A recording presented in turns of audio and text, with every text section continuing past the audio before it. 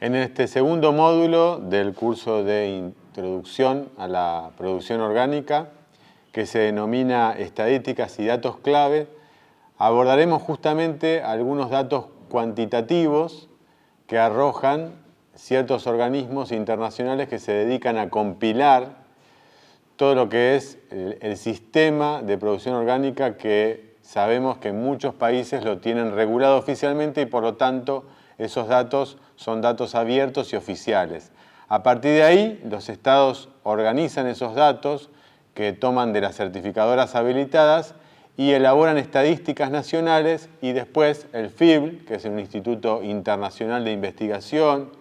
de varios países de Europa, Suiza, Alemania, Francia, Austria, etc., compilan esos datos con un delay, con un tiempo que más o menos es de 2 años, y muestran esos datos que son los datos globales de este tipo de agricultura o de producción, ¿no? Sabemos que la producción mundial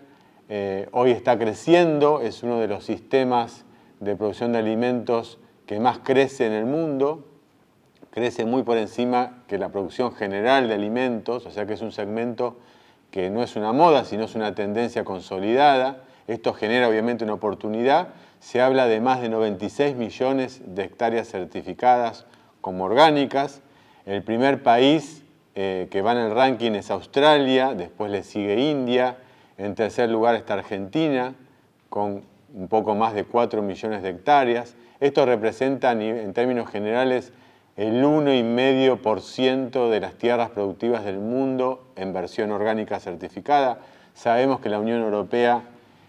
tiene al 2030 programado que el 25% de su superficie productiva sea orgánica y el 75% restante va a ser muy parecido. O sea que no solamente tracciona este mercado el consumidor, sino también algunas políticas públicas van direccionándose en ese sentido y lo priorizan como una herramienta a tener en cuenta y a ser directamente la herramienta que rija la agricultura en muchos países, sobre todo en la Unión Europea. Entonces vamos a revisar esas esas estadísticas internacionales con un universo de 4,5 millones de productores, fundamentalmente en países como India, con proyectos colectivos, países de África, países de Latinoamérica, con la caracterización de la demanda global, básicamente en los países desarrollados, fundamentalmente Estados Unidos y los países de la Unión Europea, pero que se va diversificando y va creciendo en todo el mundo.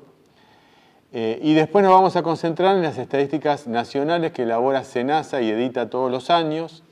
que de las 5 certificadoras habilitadas hoy recoge esos datos para construir este documento donde se referencian todo lo que se produce en Argentina, en qué provincias, qué productos, qué volúmenes, qué cantidad de operadores. Estamos hablando de un universo de más de 2.000 operadores, la mayoría productores primarios, en todas las economías regionales de nuestro país. Todo lo que uno pueda pensar que el mundo pueda requerir o que uno obtiene en su góndola, en su alacena, en su heladera o en una góndola de supermercado, la Argentina lo produce de manera orgánica o en su versión orgánica y está disponible para ser